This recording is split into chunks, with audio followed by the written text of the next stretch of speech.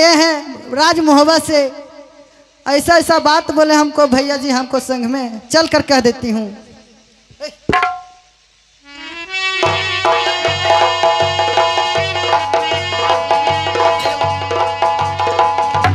भाभी जी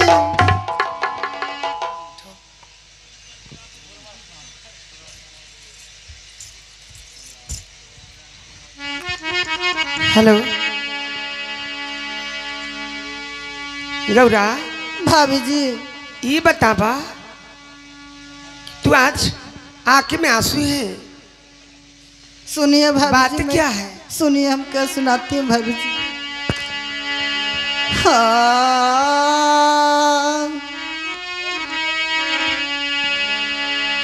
तो जुल्म गुजार गइल भाभी जी, क्या आज परलय हो गए,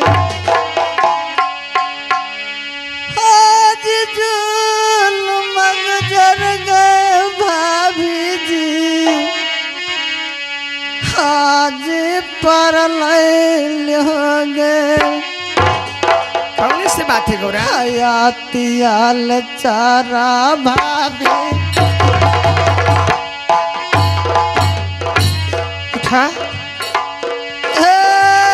कलकन भागमा, क्या बात है गौरा? हयातियाल चार भाभी जी, कलकन भागमा, क्या आज जुल्म गुजर गया। भाभी जी राज मोहब्बत से एक तुम्हारा भाई उधर आए हैं भाभी जी, क्या हमारे भैया जी ने बोले हैं भाभी जी, क्या सुनिए। क्या मेरा भाई आया है? हाँ भाभी जी, रुदल आया है? हाँ बड़ी खुशी की बात है। सुनिए भाभी, मैं कभी अपने आंखों से रुदल भाई को मैं देखी नहीं। भैया जी ने खाना बनाने का है भाभी जी, क्या 2 थाली में खाना परोसने के लिए बोले हैं, सोने के थाली में चांदी के थाली में भाभी जी, लेकिन भाभी एक थाली सोना के थाली में एक जहर का पीस डालने का है भाभी जी। क्या हाँ भाभी जी, हमारे स्वामीनाथ ने हाँ ऐसा सोच रहे हैं? हाँ नहीं गौरा, ऐसा नहीं होना चाहिए। सुनिए भाभी,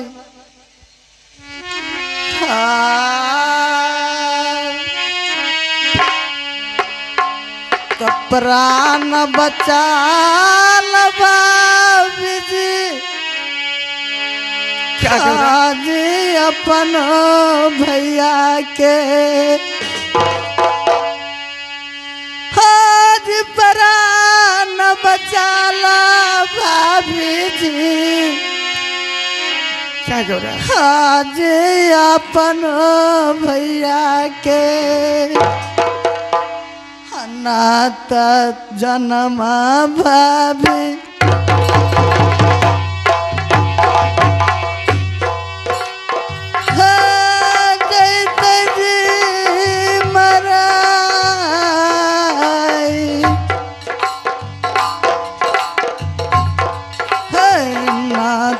परान भाभी जी, क्या गौरा? आज दैत जी मराए,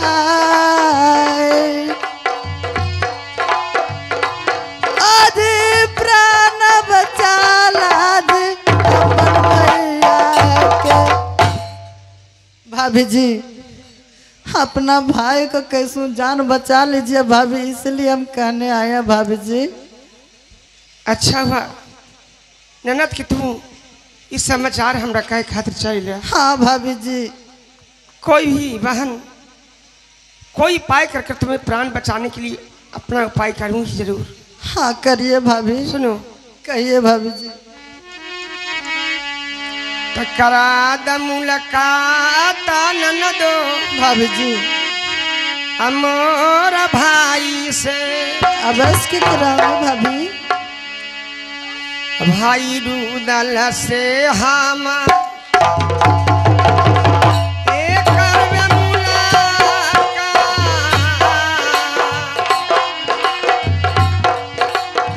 भाई ले रुदाल से हम करब मुलाकात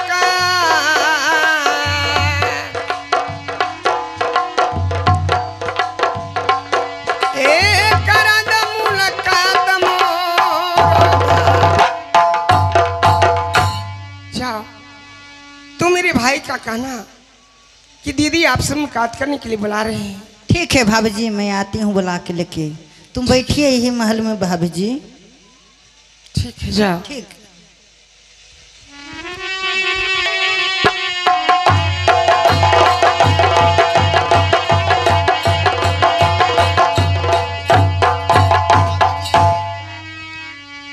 सुनिए, ये बताइए क्या हमारे हे दीदी चंद्रबली हैं? ठीक है, आप जा सकते हैं। मैं दीदी चंद्रबली को चरणों में प्रणाम करता हूँ। खुश रहो भाई। भाई दीदी चंद्रबली, क्या तू ही रुदल है? हाँ। सुनो भाई, तो कहदा खुशालिया भाई हमर माता के। दीदी जी कैसना कुशलिया के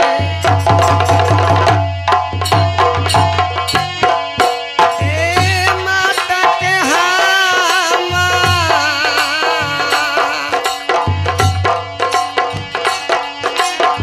कैसना कुशलिया के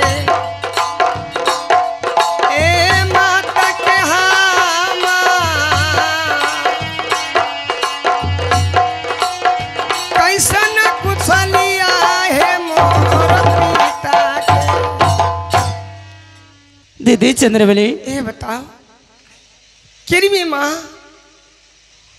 कि कुशल कैसा है, मेरे पिताजी का कुशल कैसा है, और राज महाबे का कुशल कैसा है? क्या कुशल जानने के लिए चाहती है दीदी जी? सुन लीजिए। और मेरी मौसी का कुशल कैसा है? सुन लीजिए। तो जा बस गवाना दीदी जी भैलो जी बऊरी गढ़वा में। क्या आज जब से गवनवा दीदी जी तोहर भैलो जी बऊरी गढ़वा में। ठिकाना कुशलिया जी दीदी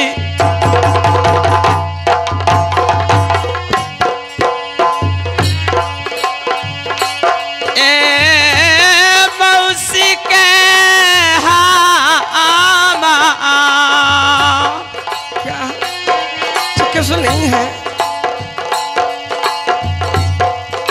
ठिकाना कुशालिया दीदी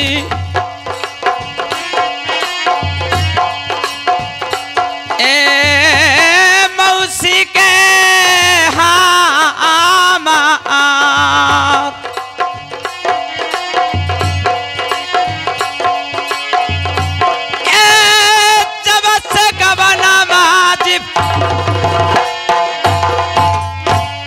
देखेला सूरतिया दीदी जी।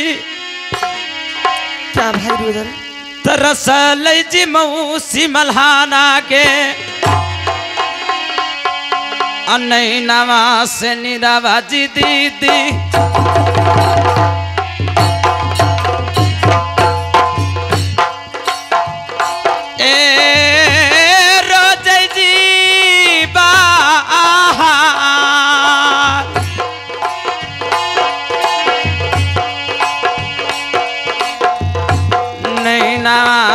से निरावा दीदी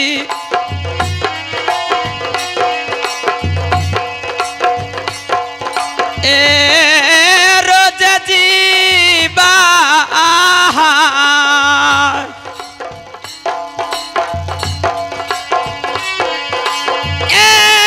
देखेला सूरत आज तरस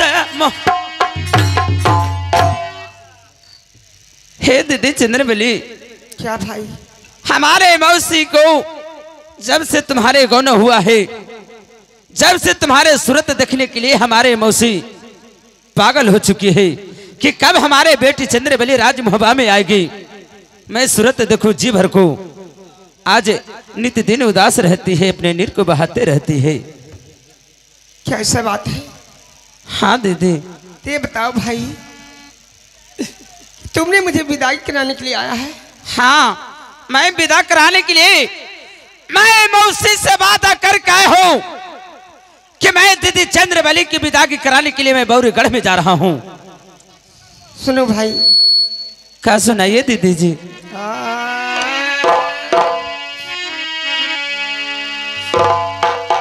तो प्राण बचा के भाई दीदी चल जब बौरीगढ़वा से।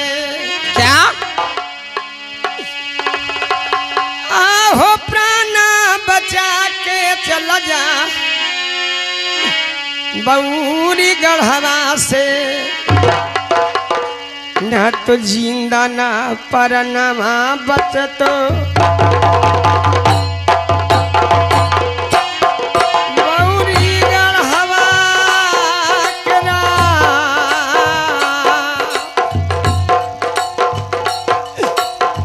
जिंदा नहीं प्राण बचतो। दीदी जी बौरीगढ़वा के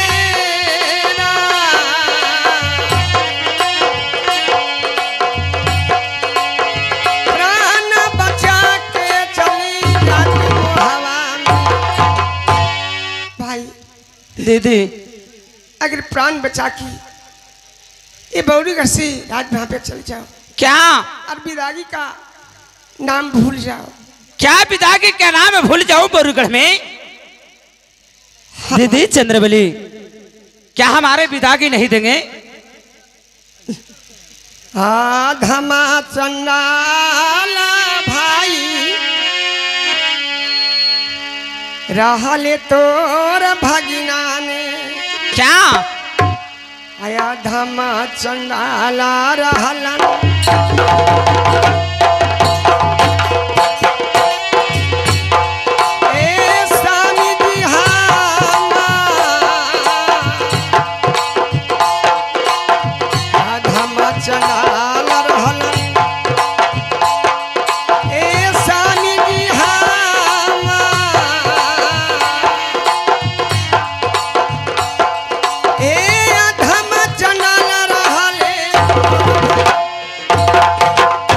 दीदी चंद्रबली, क्या अधमा चंडाल हमारे भगना है?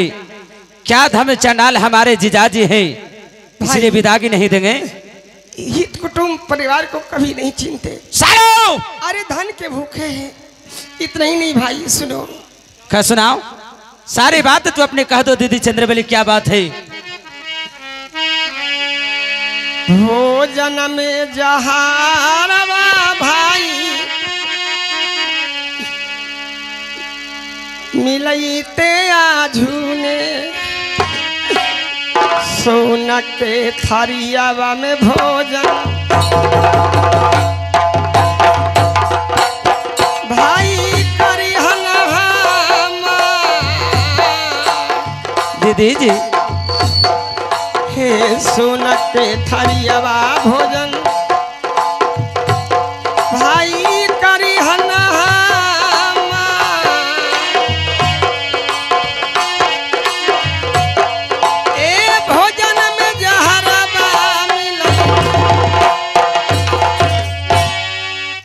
सुनो। दीदी बात जी ऐसी है, जो मुझे गौरव बताई है तब मैं जानी भाई सोने के थाली में जहर मिलाया हुआ रहेगा, एक चांदी का थाली रहेगा उसमें जहर नहीं मिलाया रहेगा। इसलिए जब भी भोजन करना तुम सोने की थाली में मत खाना, तब तुम्हारा प्राण बचेगा, नहीं तो राज बौरीगढ़ में तुम मारा जाएगा भाई। दीदी चंद्रबली, तेने आज उदयचन कितने जीवन बचाई हो। आज पहले तुम्हारे मैं अभागी हूं। दीदी चंद्रबली तुम्हें बता नहीं कि आज तेने हमसे मुलाकात की है, पहली बार है तुम्हारे भौरी करके पता नहीं है जो सोलो मैं कहने जा रहा हूं। सोलो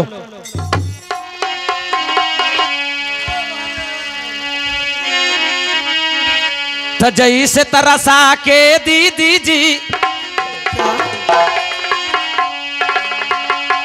मरल न जी हमर मौसी मल्हाना के आज उस तरसा के मरब बौरी गढ़वा के रात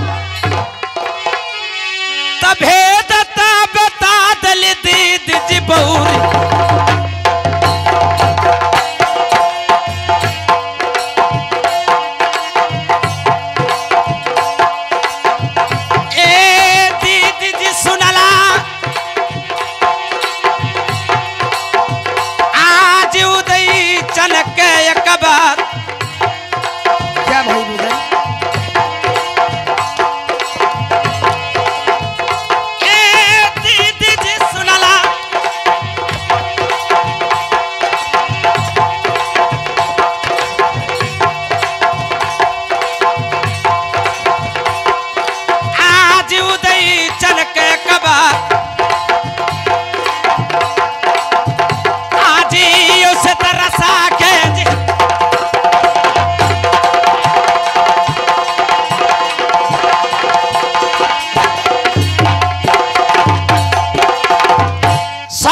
चंद्रबली जिस प्रकार से हमारे मौसी बल्हाना के हमारे जीजाजी तरसाए हैं उस प्रकार से मैं बौरी गढ़ में नहीं तरसा दिया तो मेरा नाम उदयचंद नहीं। ठीक है भाई, ठीक है। यदि ऐसा बात है तेने हमारे जीवन बचाई हो, ठीक है, तेने अपने रंग महल की जाओ और मैं जाकर अपने जीजाजी से मुलाकात करता हूँ। ठीक है, ठीक है दीदी जी, खुश रहो, सचेत रहना।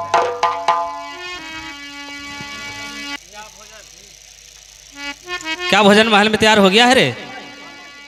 जाओ बुला के ले आओ। बेटा सूरजमल चलो खाने पर तैयार रहना।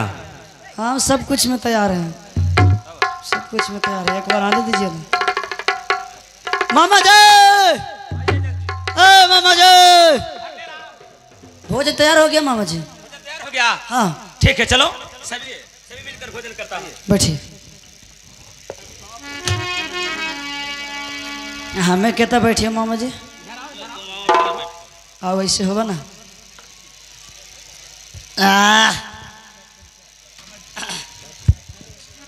लेकिन ये बताइए साले साहब जी, खाने पर बैठ गए हैं, खाना भी भन गोरा परोस दी और हाथ में ढाल तलवार लेके खाना खाइएगा।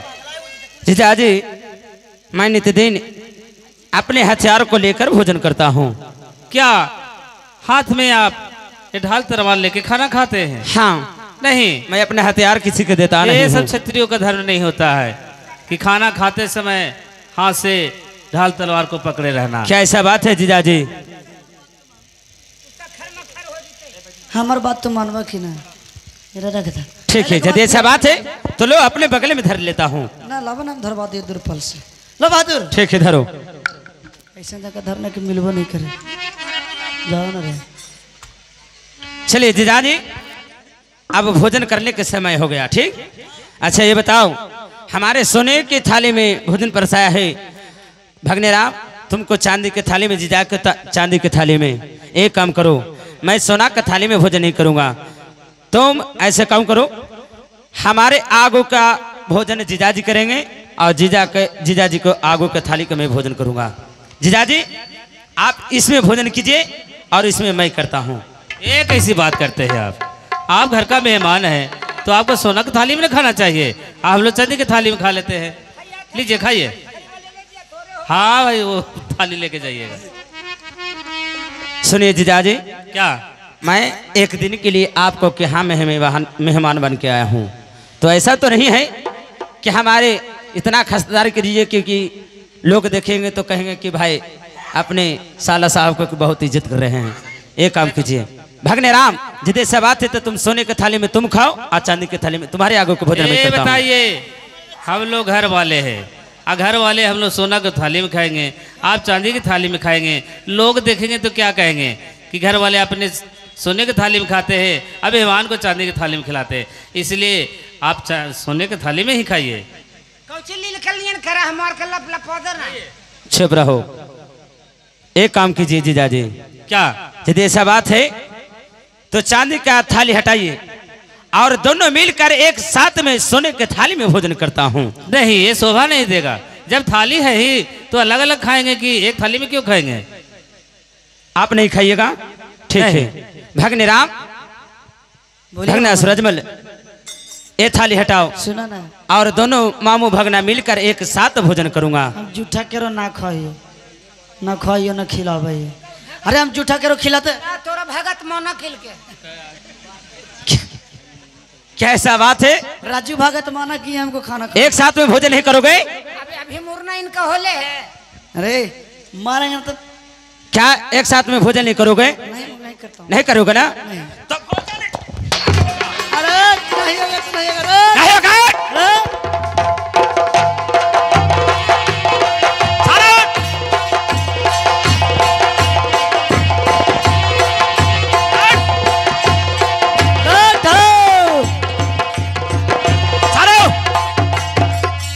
चलो मेरा हथियार लाओ।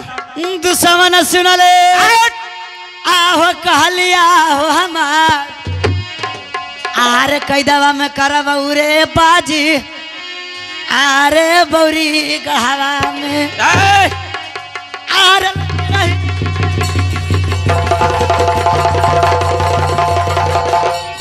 आरे बौरी गढ़वा से रे तू आज आरे भेद सुना दे।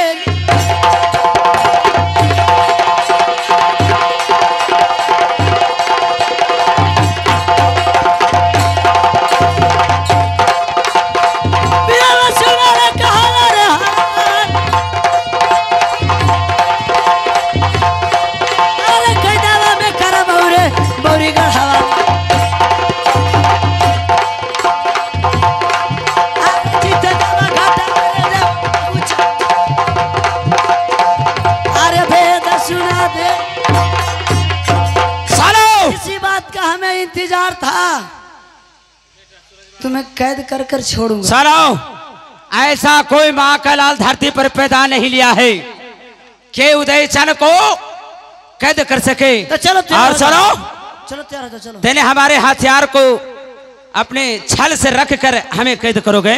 रासबिंदुल भी सुनो, चुप रहो। रासबिंदुल को भी तुम्हारा छल ही से कैद किया। तुम्हें पता नहीं, तुम्हारे अपना भगना समझ के तुम्हारे छोड़ रहा हूं, नहीं तो किसी माँ को लाल कोई छात्र दूसरा पिता नहीं लिया था कि उदय चल के कोई सामना कर सके। तो चलिए तैयार हो जाइए। चलो तैयार हो जाओ। चलो तैयार हो जाओ।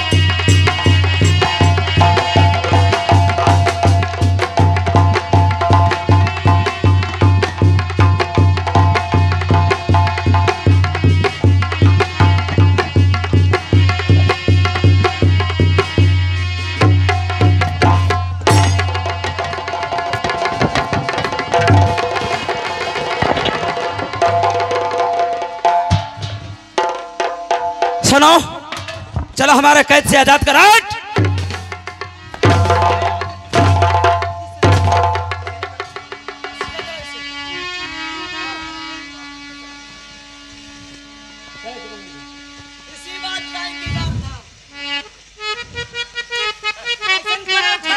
चुप रहो। हाय आहो छलवा से कैदवा दूसवा। अरे बेटा सूरजमल बहुत मार मारो इसको। आहो कैलाई बौरी नगरिया दूसवा।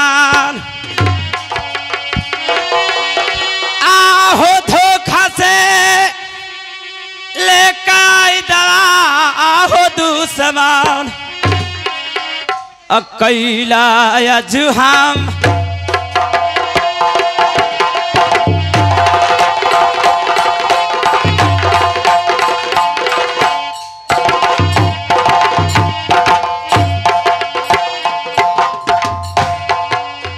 आहो धोखा से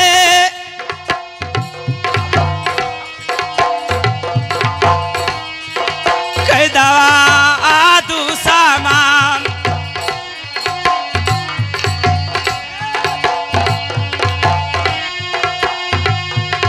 कैलाइले हमारा हो दूसमान।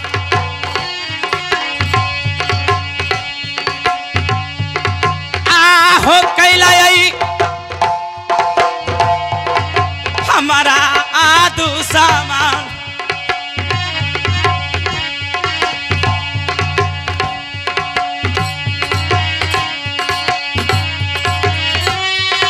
धोखा से लेके दवारे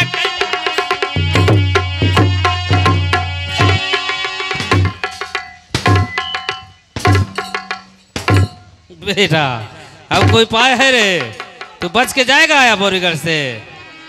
कभी तुम्हारा प्राण अब राजभुवा नहीं जाएगा। आहो बहु जब बिरवा हो दुश्मन तू रहले हो बहुरी गहवा के।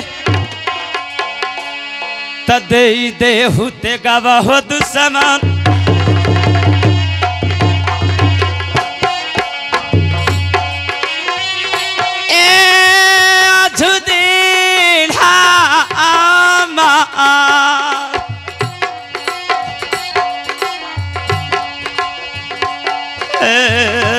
देहु ते गवा दुश्मन। ए झूले हामार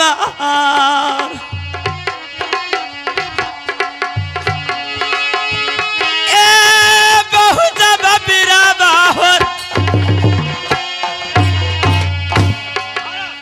और मारो और मारो, इसे तड़पा तड़पा कर मारो। है दुश्मन कहेगा अगर यदि तुम्हें बहू में बल है तो हमारे कैद से ज्यादा कर देगा देकर तेरे पर वालो तो मानूंगा कि तेरे बौरीगढ़ के बहुत वीर बलवान हो।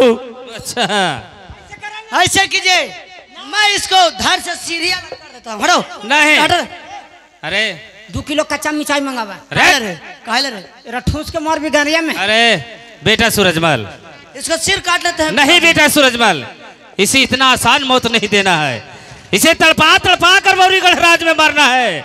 इसे 80 हाथ का तलवार खरवाओ और उस तरहारे में इसे डाल देंगे और इसके छाती पे 80 मार का चट्टान रख देंगे हरामजादे को। इसे तड़प तड़प कर प्राण बौरीगढ़ में रह जाएगा। जब अगर ते सिर काट देगा तो क्षण भर में इसका प्राण निकल जाएगा। लेकिन इसे तड़पा तड़पा कर बौरीगढ़ राज में मारना है। ब्रह्मानंद जी इसी तरह मामा आए थे, लेकिन मैं वादा किया था उनसे कि जिस समय बौरीगढ़ रुदल पैर रखेगा उसी समय समझो उसको नया उदाहरण मिल गया। अगर हमारे प्राण बचेगा तो तुम्हारे बौरीगढ़ के मैं किला भाषा नहीं कर दो तो मेरा नाम उदय चल नहीं। अरे अब कौन तुम्हारा बचाएगा? इसको प्राण बचेगा, अब तुम्हारा बचने का है। उम्मीद सोच रहा है कि हमारा प्राण बच जाएगा। ये बौरीगढ़ है ना जी, एक बैर की तरह है, बैर की तरह कांटा चुभता है तो फिर दोबारा निकलता नहीं है। अरे बहादुर चलो इसे खींच के ले चलो, तरहारे में डाल दो। अरे ठहरो ठहरो ठहरो ठहरो।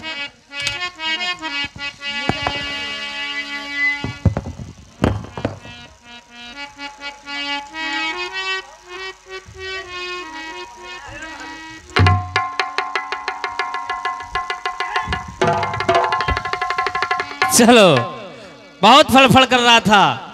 अब ये तरहारे में तड़प तड़प कर इसका प्राण रह जाएगा।